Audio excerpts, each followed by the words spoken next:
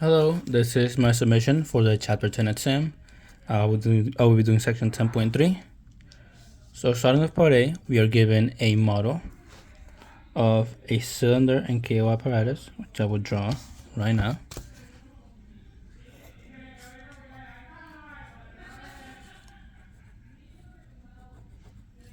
Alright, so 0.12 meters,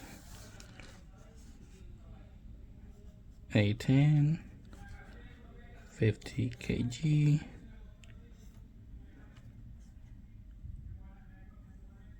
torque. Alright, and we are told that you apply a force to the cable at a horizontal part and it accelerates at 0.6 meters per second squared. So our tangential acceleration is equal to 0.6 meters per second squared. And this is asking us to find the angular acceleration of the cylinder.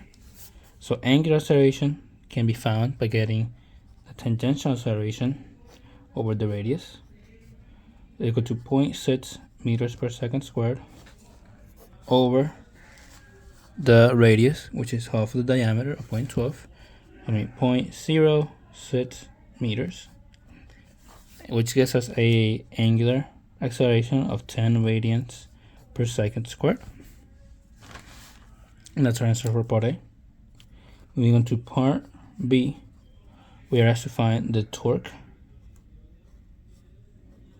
Alright, and we know that torque is given by I, or the moment of inertia, times the angular acceleration.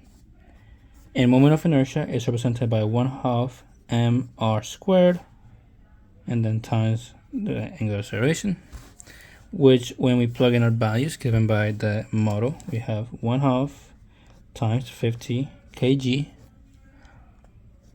times 0.06 meters squared times 10 radians per second, right in here, which gives us a magnitude of a torque equal to 0.9 Newton per meter. Newton meter. Sorry. 0.9 Newton meters. And that is our answer for part B. Moving on to part C. We are asked to find the magnitude of the force exerted on the cable. So the magnitude of that force. So that can be gotten, that force can be gotten by dividing the magnitude of the torque over the radius over which it is exerted, which is equal to 0.9 Newton meters over 0.06 meters for a radius, which, putting that into a calculator, gives us 15 newtons, and this is the force exerted on the cable. And our answer for part C. We then move on to part D, which uses a different figure, which I will draw before we start.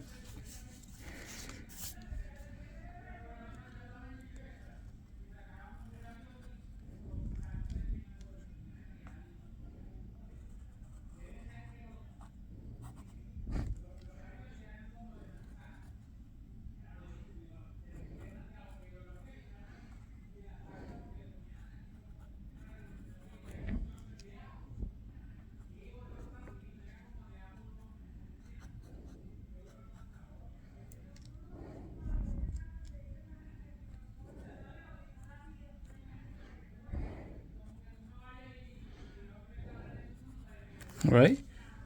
We have a cylinder, a cable, and a block. And the mass of this whole cylinder is represented by M, and the radius R. And the mass of this falling block is represented by lowercase m, so capital, I guess lowercase m. We're asked to find the magnitude of the acceleration of the falling block. Yeah. So that's part D. We forgot to mention that the moment of inertia for a hollow cylinder is equal to mr squared, capital M, capital R squared, and that the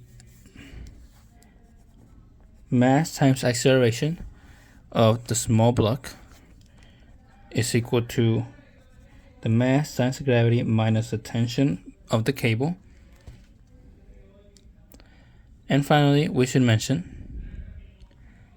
that the torque of the cable is equal to the tension times the radius, something that we had before. We had here. All right. When asked to find the acceleration, we can say that the torque, or TR, torque is equal to TR, and that torque is also equal to the moment of inertia, so mr squared times the angular acceleration, which means that the tension is equal to mr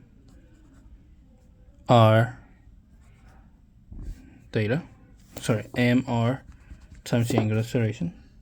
That gives us the tension of the cable.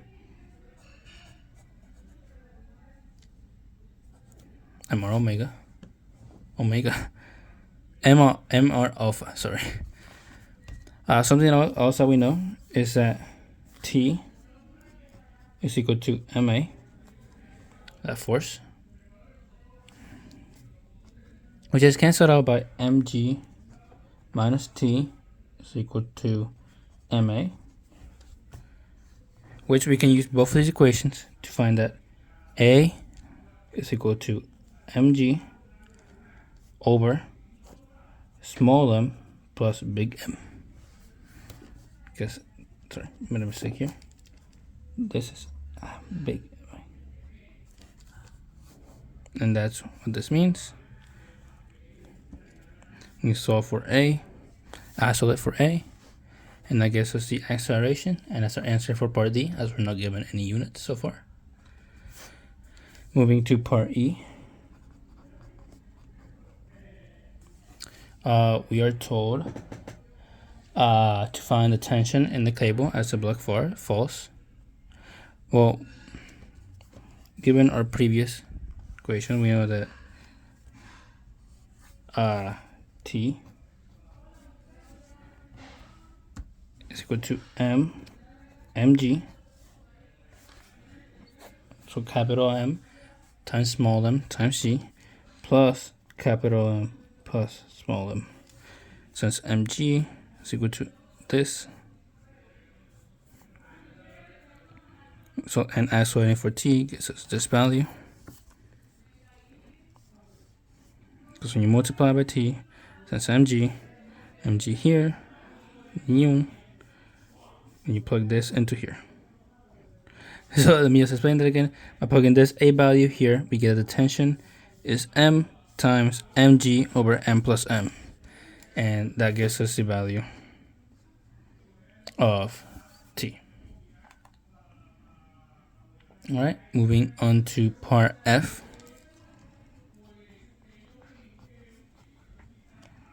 Part F, we are given a new scenario, so we don't use either of these two models. We're told that a bucket of mass M is hanging from a free end of a rope, which is wrapped around a drum of radius r and mass M, high capital M.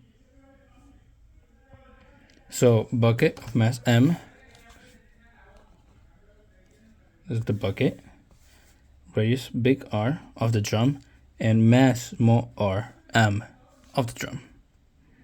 So bucket, radius of drum, mass of drum, and they rotate with negligible friction. So we are asked to find what is the tension in the cable between the drum and the bucket, with a magnitude of acceleration represented by A. Well, we know that mg minus T is equal to ma. So if we isolate for T, that tells us that T is equal to mg minus ma, which we can simplify to m times g minus a. And that's our answer for part F. Moving on to part G. Part G, we are asked for the moment of inertia of the drum about its rotation axis. So we can find the inertia, the moment of inertia, given torque over the angular acceleration, and that torque is also equal to TR over A over R, because angular acceleration is equal to A over R. And since we know the value of T to be m times GA, that tells us that the moment of inertia is equal to m capital R squared times G minus A. We raise this value here, multiply with this, gives us a square, and that's just over A.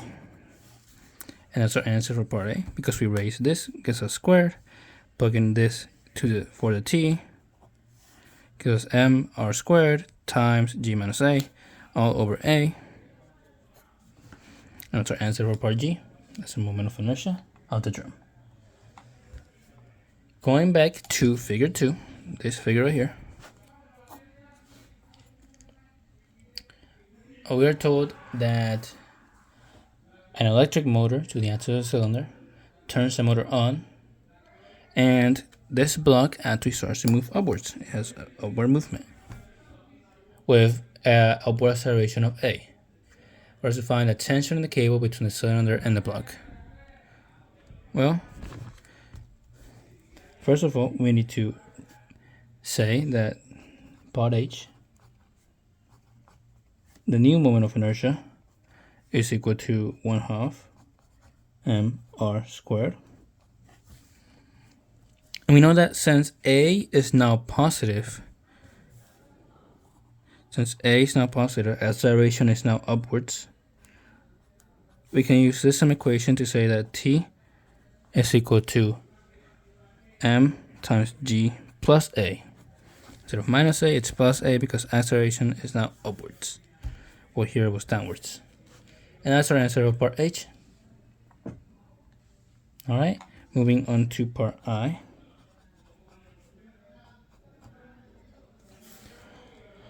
We are asked to find the magnitude of the torque that the cable exerts on the cylinder. We know that torque is equal to tension times the radius, and we know that the radius is m times G plus A times R, which we can just move to the torque being mR times G plus A, and that's our answer for part I, since we're not giving any values. And we can move finally onto the final part, sorry, redundant, onto part J, whereas the magnitude of the torque that the motor exerts on the cable. So because this is now going upwards, the motor is exerting a torque in this direction. So we know that the torque of the whole system, the net torque, is equal to torque of the motor minus the torque by the tension. And this is the same as this net torque is equal to the moment of inertia times the angular acceleration. Sorry. And we know that the new moment of inertia is equal to 1/2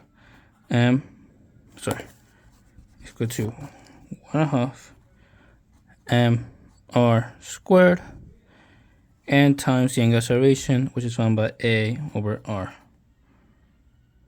Alright, so if we isolate for T of the motor,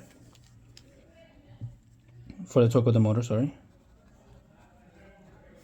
find that it is equal to I angular acceleration plus the torque of the cable, which is equal to 1/2 mR A when we get rid of this R and we multiply by A. So one of these R's cancels out and this R cancels out, giving us this for the moment of inertia times the angular acceleration, plus our